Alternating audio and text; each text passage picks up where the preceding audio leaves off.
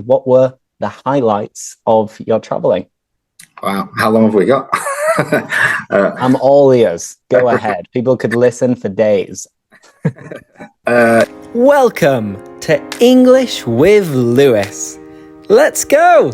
Hello, everybody, and welcome back once again to English with Lewis. And today I have a special guest with me. Someone I've known basically my whole life, for like 25 years, maybe more.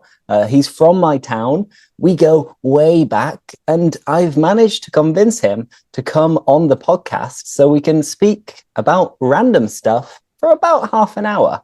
So, Sam, welcome. Hey up, you all right? Yeah, so I'm Sam. Yeah, I've done this for a long time. This is the first time doing one of these podcasts or anything like this. So, yeah, we'll see how this goes. Welcome. It's a pleasure to have you here. And you just said "A up" when I introduced you. You said "A up." What does "A up" mean? Right. Hi. How are you? Sort of. A up. Is it? It's not really. It's more just a common thing in Yorkshire that you say to greet people. Like hi. It's just the same as hi, really. A up. Exactly. Yeah. Perfect. So in Yorkshire, where we're from, in the north of England, we can use the phrase "A up" to say like, hello, how are you? All right. A up. And if someone says all right, you don't have to say, yeah, I'm good. You just say all right back. Okay. You all right? Yeah. All right. Exactly. So anyway, first of all, we know that you're the same age as me, more or less. We know that you're from Bingley, the same town as me. Tell everybody about you. All right. Yeah, I've known Lewis. We've known each other for a long time. We went to the same primary school. I live in Saltaire, which is right by Bingley. Yeah, we went to the same primary school, secondary school together. Yeah, and I don't know. And that's me. And that's me. Me and Sam went to the same primary school, the same secondary school, high school, and we're still in touch. We're still in contact nowadays.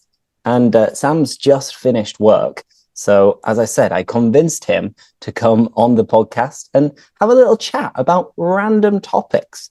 But given that I mentioned work, Sam, what do you do? What is your job? Yeah. So I was rushing to get back, which is why I'm a little flustered at the moment. But yeah. So yeah, my job. I run an engineering company, making a lot of turn parts and components using CNC machines, which is computerized numerical control. It's all fully automated, and we're making a lot of parts for like the medical industry, gas and oil. The brewing industry, which is my favorite of the lot because I do love a beer. And that's we do a lot of milling as well. And yeah, basically it's a hell of a lot going on. We've got 29 staff and been going 24 years.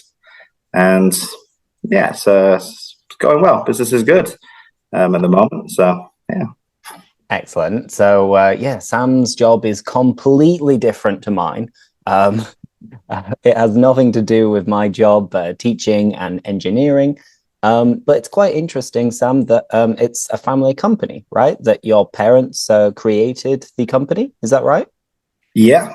So my dad used to work in aerospace, and then he founded the company, 2001. It's going well. And really, my parents are out of the business now. So it's myself and my brother taking over.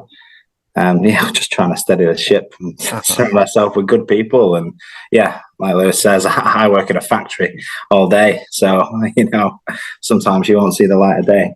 But, it's each to their own. Exactly. You're trying to steady the ship. So I guess in turbulent, difficult times, you're trying to make sure that everything is under control, trying to steady the ship. And also a family business. What's your experience of having a family business? Do you think there are more advantages or disadvantages? It's a hard one to say, I guess. I guess it's a bit, I don't know. Running a business can be a bit of a lonely place at times. I feel like you can't really there's not sometimes someone to bounce off. So having a family company, you know, I can speak to my brother, my family more openly than I could if I was on my own. So I do think there's benefits in that aspect, really. But there's also, there can be arguments and it can get a bit heated. So, but it's always with the good intentions. So, yeah. Excellent. So yeah, there are pros and cons, upsides and downsides, advantages and disadvantages. But yeah, it seems like everything's going well. So well done. Round of applause. Yeah. Nice. We just installed obviously wearing a Leeds shirt. Yeah, they just installed all the beer pumps at Leeds United ground. So they were made by us as well. So whenever you go, yeah, we made those. So yeah, if I ever go to Elland Road, the Leeds United stadium, then if I have a beer, I'll know that it's thanks to Sam. You're welcome. Jimmy makes it there. Let's move on from work and change the topic. And in your free time, Sam, what do you like to do? All right. I used to love to play football. I still love watching football. But I did my ACL in both my knees, which that's out the window. I can't do that anymore. And now I'm really passionate about rock climbing, which I have been for the last 10 years. And I'm actually going to Spain, just north of Barcelona, doing a climbing trip in a few weeks. And yeah, that is what I love to do. I love being outdoors and getting out in nature and spending all day camping over and just, been outdoors really. And then my other hobby, which I've recently started, probably like 6 months in, is Brazilian Jiu-Jitsu, which is very different, but super rewarding. And I think is a fantastic sport just to help you deal with the stresses of life. And a lot of it for me is taking your mind away from what's going on in the, work or other stresses, bills, I don't know. And then, just getting out there and you can't really think about anything else when someone's trying to strangle you. Exactly. It sounds very intense. Like you don't like just chilling out and relaxing in your free time. No. You like climbing rocks, fighting people, football, but unfortunately you got injured. You injured your knee, your anterior cruciate ligament. So that, as you said, is out the window. That is forgotten now. But yeah, you like to be active. So would you say that you're in good shape? Are you a fit person? Relatively fit. I could be better. The problem is I do enjoy a beer. I enjoy my food, so it's a balance. But we'll see. 2024 is the year of health for me. So at the moment I'm feeling good, feeling healthy, feeling strong. So I reckon so. And things are going well. But I've taken you climbing before, Lewis, haven't we? And it was at Cow and Calf, and I think I showed you the the belaying system, which is where one person basically is your life is in the person of who's belaying. You're holding the rope, and it can be a bit of a bugger, sort of trying to sort it. But it's good. So I've been climbing with Sam once or twice, and I'm not very good at climbing. I think I have little hands, so maybe that's a disadvantage. So I'm not very good at gripping onto things and holding my own weight because I've got like heavy legs, a heavy arse. I could lose weight as well, and I don't have enough like strength in my upper body. So when I'm trying to hold on and grab onto things, there's always the danger that I might fall. But luckily, when you've got someone like Sam there, he can protect you. There you go. And, that's what it's all about. How did you get into climbing? Why did you choose to start climbing in the first place? Good question. Through school originally. Like, went on out of school trip to a bouldering wall, which is just climbing small rocks, small boulders. It's not very high and you use mats. So if you fall off, you just land on the mat. Started doing that and just fell in love with it really. The movement and the people, the community, like everything about it, I absolutely love. And then from there, I went traveling to Australia and various other places, and then came back. When I came back from there, I met a group of people that were more into getting outdoors and doing trad climbing, which is traditional climbing, and that's more sticking nuts and bolts and cams and cracks and protecting yourself. And yeah, that's sort of been what I've been into since coming back from my travels. And yeah, I love it. I love getting out as much as I can. Just the English winter can be a bit poor, which that's why you try and go to places like Spain where it's a bit warmer. Exactly. But luckily, it's March. We're coming to the end of winter. The days are getting longer, so the sun goes down much later. So you can make the most of being outdoors and in nature. But you brought up the fact that you went traveling to Australia and various other places. So tell us, I know we coincided in Australia. We were there together for now 6 months, maybe a little bit longer. But before reaching Australia, you were traveling around Asia. So which countries did you visit and what were the highlights of your traveling? Wow, how long have we got? I'm all ears. Go ahead. People could listen for days. Yeah, so started with my friend Jimmy S, because we've got another one called Jimmy O in our friendship group, so we have to differentiate somehow. Couldn't do A and B or 1 and 2. It'd just be unfair.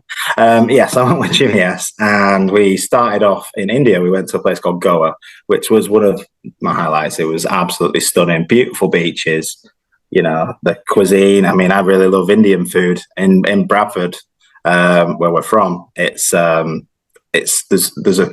quite a lot of like Indian, Pakistani people here, and the food is absolutely fantastic, and it's quite renowned for our curries as well around England. So yeah, going there, it was very different, although it is very different flavors to the English Indian curries. Yeah, and then I went north. We went through the northern India, Rajasthan, which is like quite a religious place, and then ended up going to Nepal, which was amazing. And we went on a bit of a trek there and ended up trying to use a compass. Okay. Yeah, needless to say, we got a bit lost, which wasn't ideal when you didn't know where you were. And then someone in this town told us there was a tiger nearby, so that was a bit frightening. But also related to this, sorry to interrupt. I remember hearing a story from you two that you were flying from Nepal to somewhere else and you had an awful flying experience. Is that right? Yeah, that was the most terrifying flight of my life. Oh my God. Why? What happened? Yeah, so we were basically setting off from Nepal, this tiny plane, the smallest plane I've been on, and there was a storm going on. Like, I'm fairly sure I saw lightning like whiz past the plane. And we were flying to Thailand, where I met another one of our mates there, Joe. And yeah, this plane was all over the shop coming in. We were taking off in the storm. I was like, this guy's not even going to go for it, surely. Let's just hold fire. And he goes for it. We're going up. It's dropping. Yeah, heart's going like this, but yeah, we were all good. So, you made it in the end. You've lived to tell the story, but it sounds like an absolute nightmare. It was safe as houses. It sounds horrible. Yeah. By the way, you used an expression which was we were all over the shop. To be all over the shop is to be all over the place. So the plane was all over the shop. It was everywhere.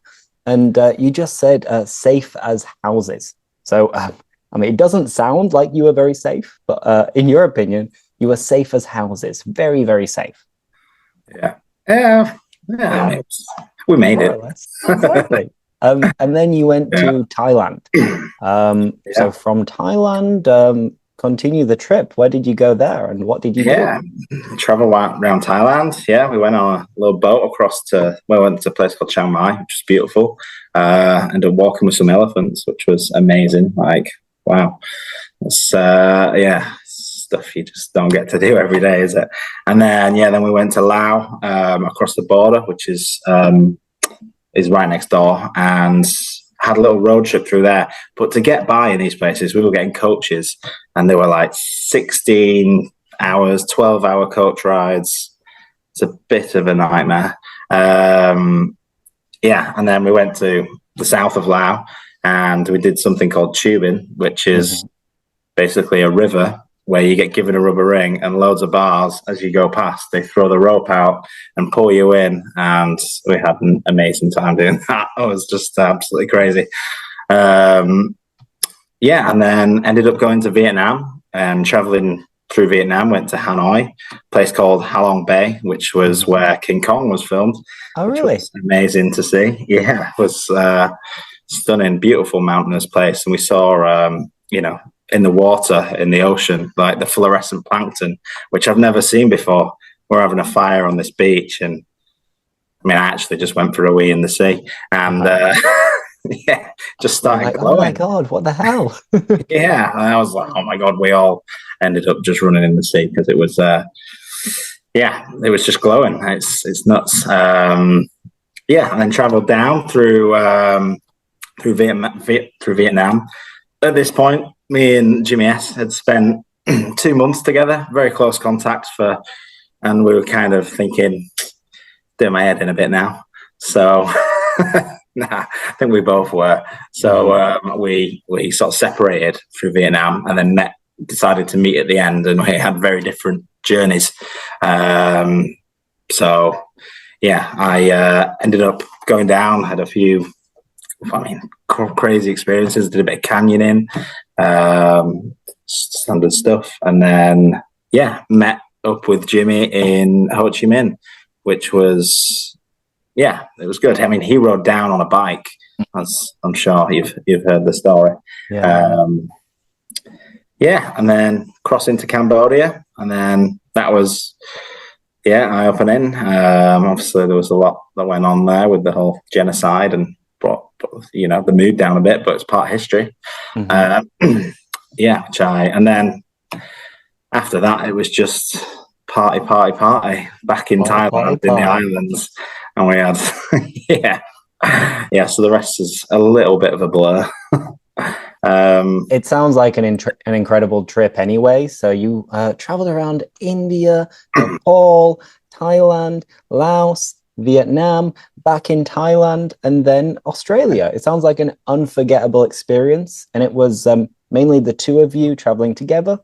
Yeah. And you said that Jimmy was doing my head in, or maybe we were both doing each other's head in. This is a really nice native expression, and it's very informal, and it basically means that this person was annoying me. They were frustrating me. So Jimmy was doing my head in. He was really pissing me off, in other words. You took a little break from each other, and then got back together and enjoyed some partying. And you said it was all a blur. Like, maybe you don't have very clear memories from it. Yeah. But to be honest, I'm jealous because I also went traveling. We met in Australia. Sure did. I did it the opposite way round, where I went first to Australia and then went around Asia a little bit.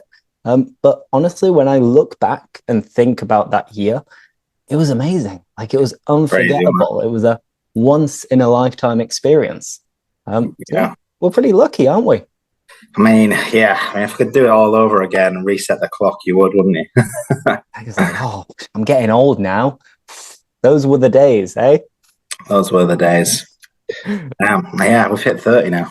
Exactly, yeah. But anyway, now let's move on from travel. And people know that I support Leeds United. I'm wearing the shirt. I've got the stadium name behind me.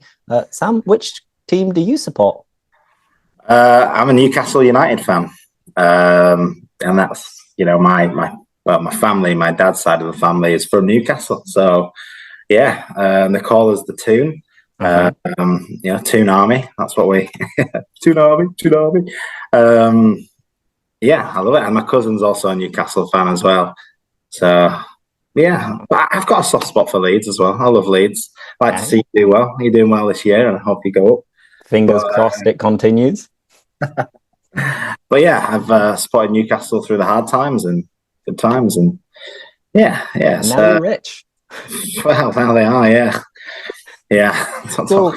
Yeah, we won't bring that up. Don't worry. But you said you've been a Toon fan. So the Toon is basically another way we can call Newcastle.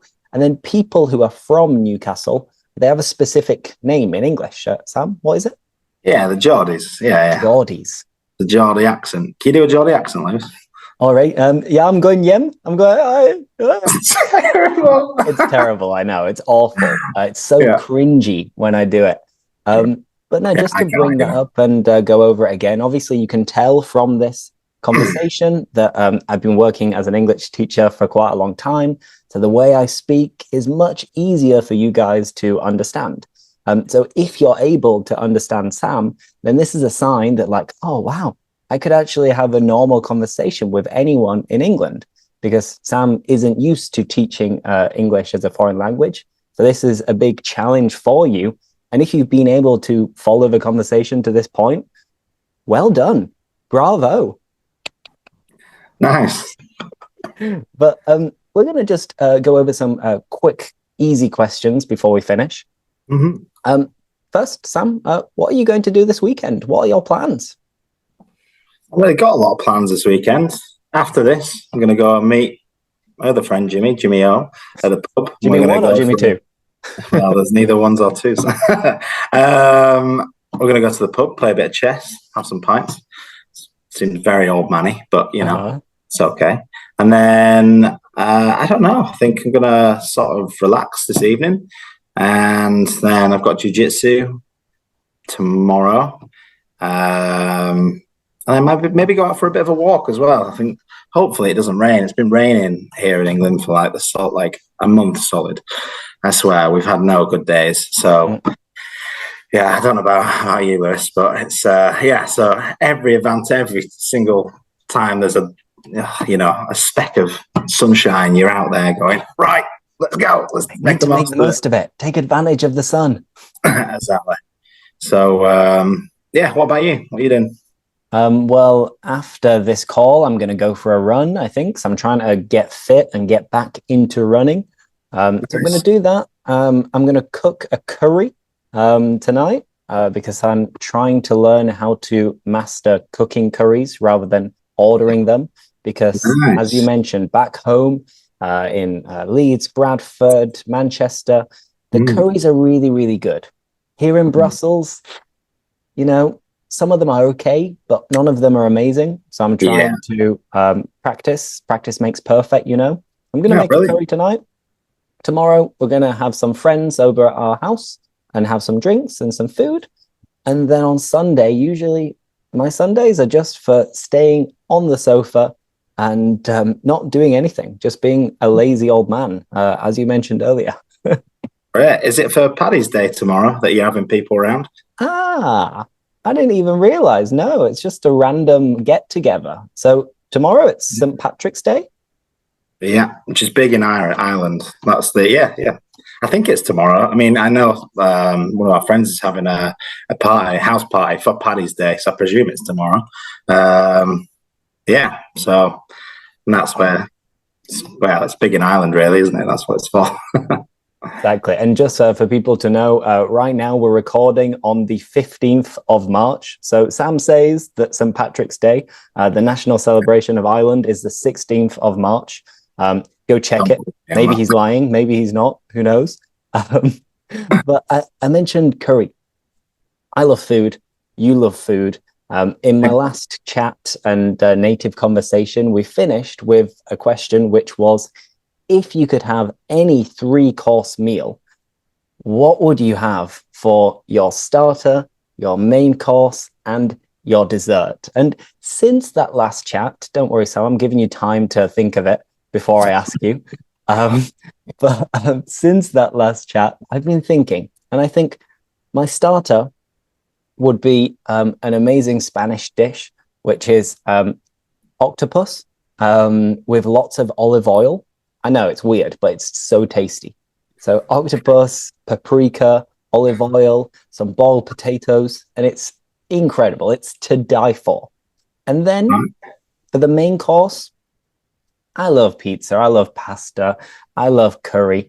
But if it's like a special meal, I think there's nothing better than a really big, juicy steak. So I'd probably have a nice steak, maybe medium rare, perhaps even rare. What type of steak, though? What cut? I do like a T-bone. It T-bone. looks cool.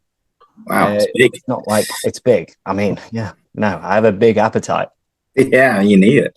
So I'd have that with some chips and some sauces, and maybe some other veggies.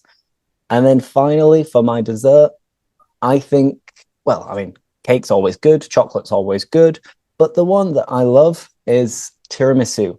So I'd finish with a delicious tiramisu and a nice little espresso to imagine that I'm Italian for a moment. And that would be my ideal 3-course meal. So, Sam, over to you. What pretty would good. be yours? Sad choice, really, isn't it? I don't know. Probably go for some sort of pate to start with. Would be quite nice, I reckon. Okay. Say a bit of, onion chip, Yeah. like caramelized onions on the sides. That's, like that. Can't really decide for a main course, but I was thinking steak as well, to be honest. But it'd probably be a sirloin or a fillet, I would say, maybe for me. Fillet, maybe, because it's a bit more tender. A bit of asparagus on the side and some few potatoes. And then dessert, because it's a cracker, has to be chocolate fudge cake, because, if you put that anywhere near me, I will eat it. I will eat the whole thing. You'll devour it. Even like that kid on Matilda, that's me. Yeah. Is it Bruce? Brucey.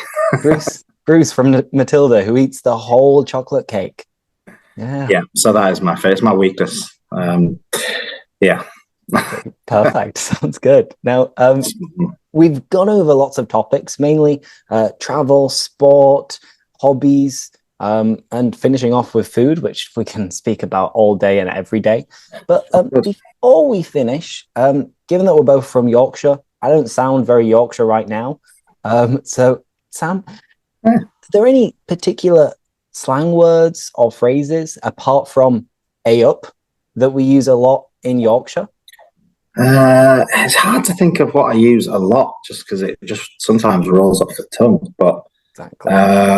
We call it. You know what a snicket is? Is that snicket? What is a snicket? So like a small passageway, maybe in between houses connecting streets, can be called a snicket or a ginnel, which is something we use quite a lot of, and they're all over. Yeah, when I was younger, my parents would say put wood in oil, which is put wood in the hole is what it means, but it actually just means close the door, which is a bit bizarre. Yeah, I don't really know where the meaning for that comes from. It makes no sense, like most of the things. Yeah, I mean, quite a lot you'd say, like, so if something's a faff, like if something at work's a bit of a faff, it can be quite time consuming and a bit annoying to do. And just a bit awkward, really. So there's a couple there. Yeah. Perfect. You see, Sam, you work in a factory or you're an engineer, but in the end, I think deep down, you'd be a fantastic English teacher. Don't know. I'd struggle. Maybe. So just recapping these, A up is like, hello, are you all right? A snicket is like a little pathway between houses, like an alley. And what else did you say? If something's a faff, it's time consuming, it's a bit awkward, it's a bit of a problem. And the phrase you use that your parents say if you don't close the door? Oh, put wood in oil. Or you're born in a barn, as well as another one, which also means why have you left the door open? Are you born in a barn? Because wouldn't have a door. Yeah, that's the one that I would use a lot more. Were you born in a barn? Yeah. Why have you left the door open? All the cold's getting in. All the heat's getting out. It's a big draft. Yeah.